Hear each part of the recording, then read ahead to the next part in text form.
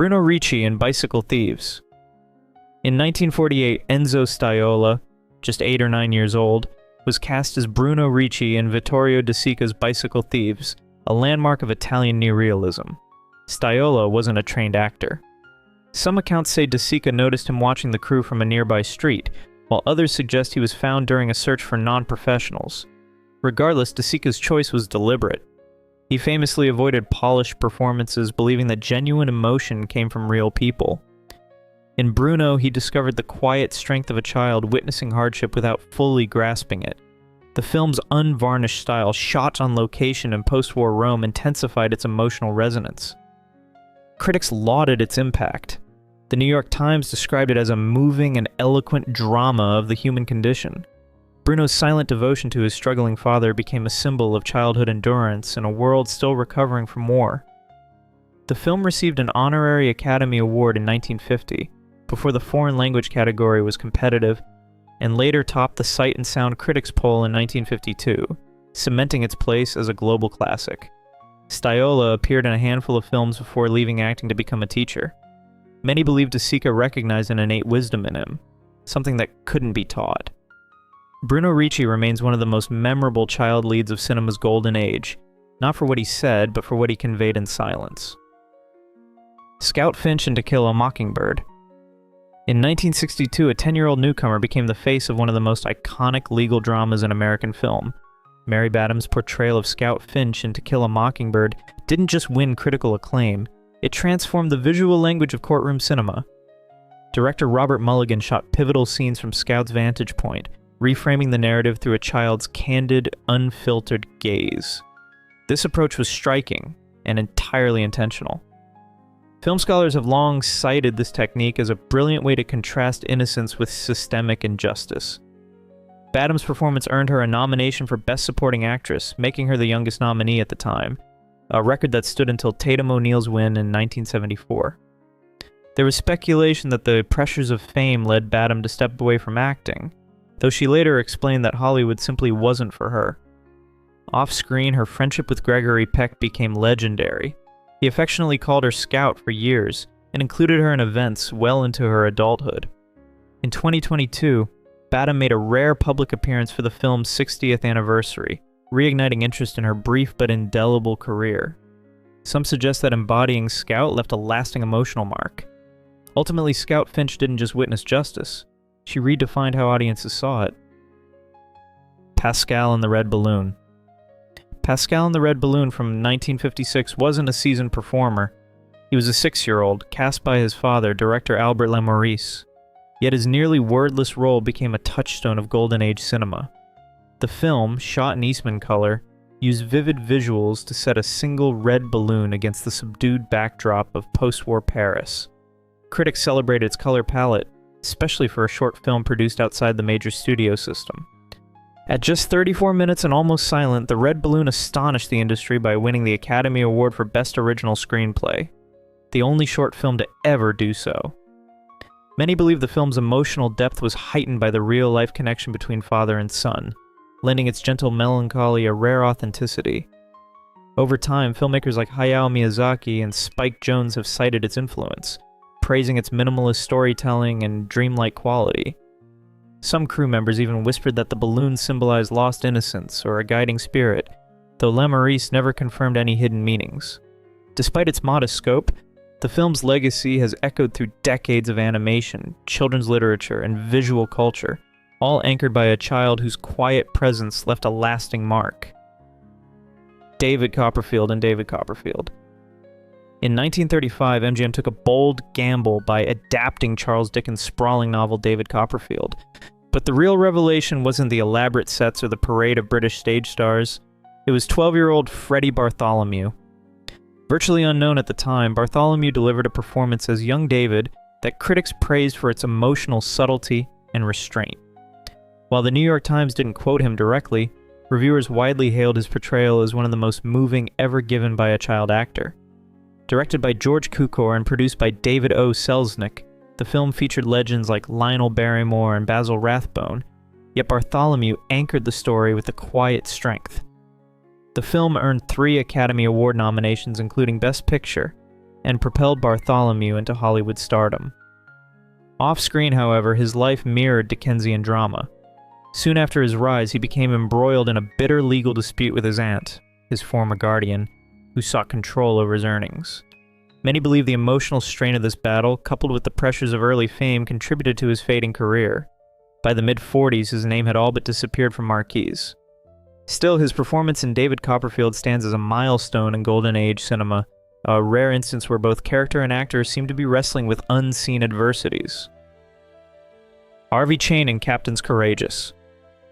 In 1937's Captains Courageous, Harvey Chain was more than a privileged youth. He became the unlikely heart of a film that peeled away luxury to reveal true character. Freddie Bartholomew's Harvey starts as a spoiled, entitled child who falls overboard from an ocean liner and is rescued by a fishing schooner.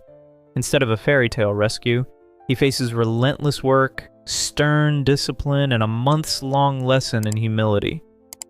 Bartholomew's nuanced performance drew acclaim for its subtlety and depth, a refreshing change in an era when young actors were often cast in simplistic roles.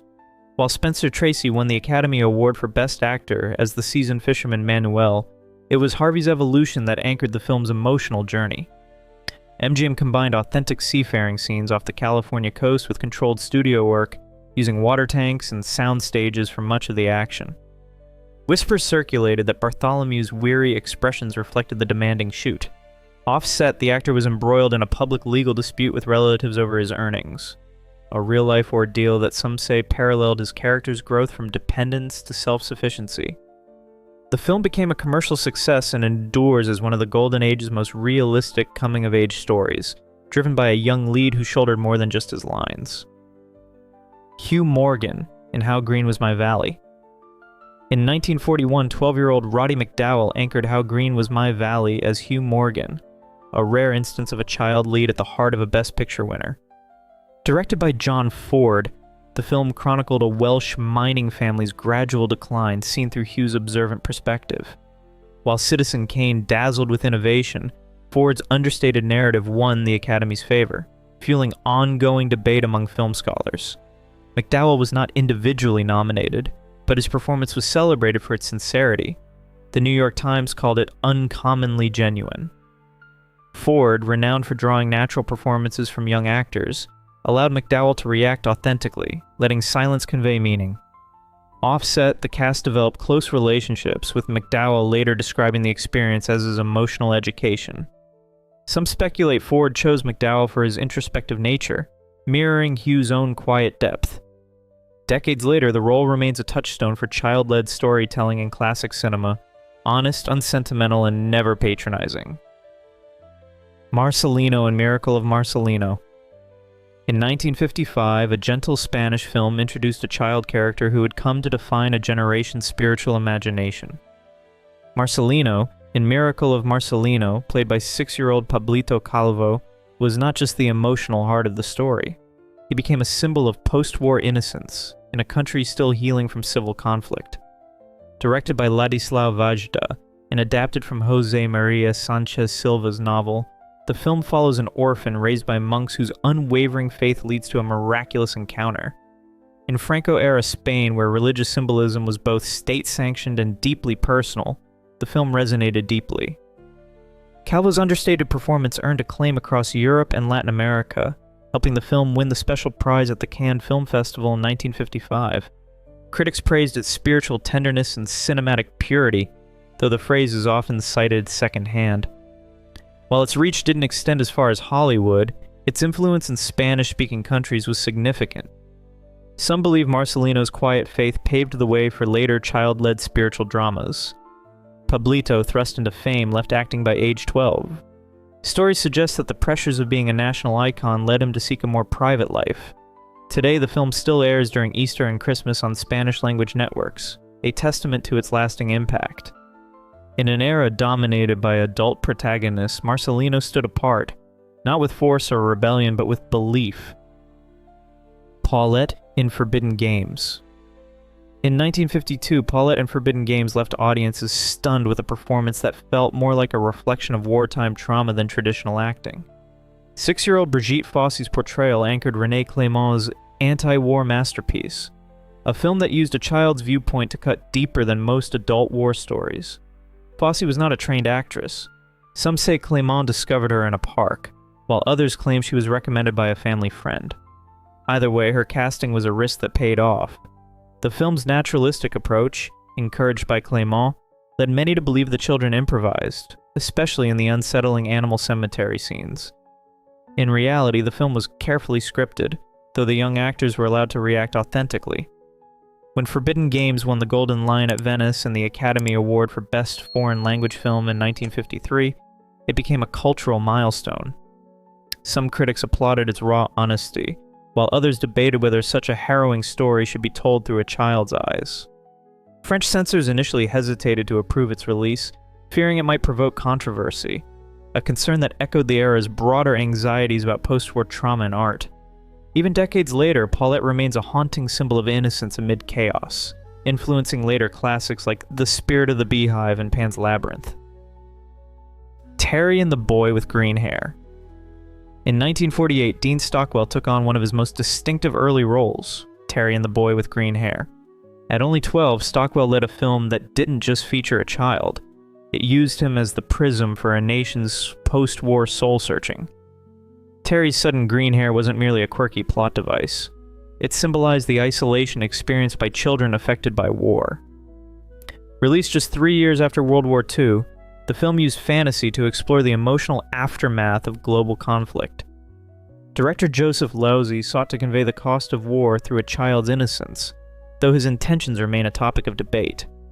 Stockwell's performance was lauded for its emotional complexity, earning him a Golden Globe for Most Promising Newcomer in 1949, shared with his work in Gentleman's Agreement. The film's pacifist message, however, unsettled some during the tense early Cold War period, leading to subtle resistance from broadcasters wary of its political implications. Losey would later be blacklisted during the McCarthy era, a turning point in his career. The film's striking visuals, vivid green hair against a somber backdrop, helped secure its cult following. Stockwell later described the pressure of leading such a profound story at a young age as transformative for his craft. Decades on, The Boy with Green Hair remains a rare Golden Age drama that dared to question national attitudes through a child's eyes.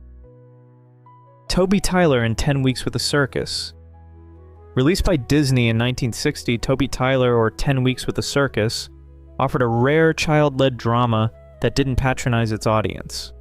Kevin Corcoran, already recognized for roles in Old Yeller and Swiss Family Robinson, took center stage as Toby, a boy who escapes a troubled home to join the circus. Adapted from James Otis Kaler's 1880 novel, the film softened the original's darker elements in favor of a vibrant, family-friendly atmosphere. Still, it didn't shy away from emotional complexity. Contemporary reviews highlighted Corcoran's authentic presence, with critics commending his ability to lead the film without resorting to sentimentality. While the movie wasn't a box office juggernaut, it gained a devoted following through frequent television broadcasts. Behind the scenes, studio notes reveal Corcoran spent significant time with the animal actors, especially the chimpanzee playing Mr. Stubbs, a detail that enhanced their on-screen rapport.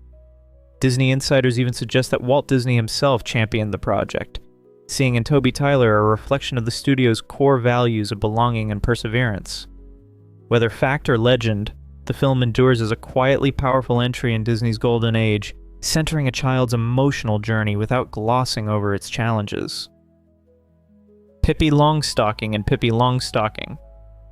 When Pippy Longsttocking first appeared on screen in the late 1940s, she was brought to life by Inger Nilsson, a young Swedish actress whose spirited performance captured the imagination of children worldwide.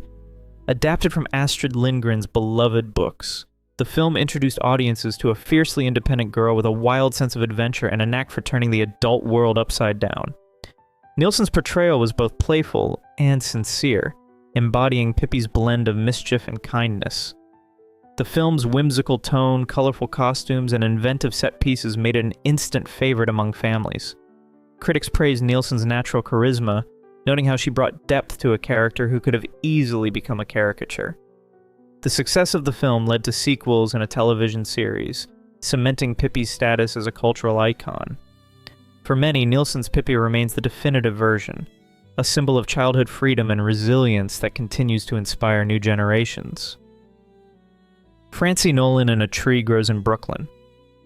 In 1945, Peggy Ann Garner, only 13, captivated audiences as Francie Nolan in A Tree Grows in Brooklyn. Under Elia Kazan's direction, the film depicted the struggles and aspirations of a young girl in early 20th century Brooklyn. Garner's performance earned her a Juvenile Academy Award, an accolade rarely met with such widespread critical approval. Likely beginning filming at 12, she conveyed Francie's quiet strength and vulnerability, resonating with a post-war audience seeking optimism. Critics praised her emotional depth. Variety noted her ability to carry the film, while the New York Times highlighted her natural expressiveness. Kazan, adept at drawing out authentic performances, used Garner's real-life shyness to enhance Francie's on-screen fragility. One particularly moving scene involving Francie's father's death reportedly left even the crew deeply affected. Despite this triumph, Garner struggled to transition beyond child roles, with biographers citing her sensitivity as both her greatest asset and a challenge within the rigid studio system. Some suggest internal politics limited her opportunities in favor of more commercially appealing stars.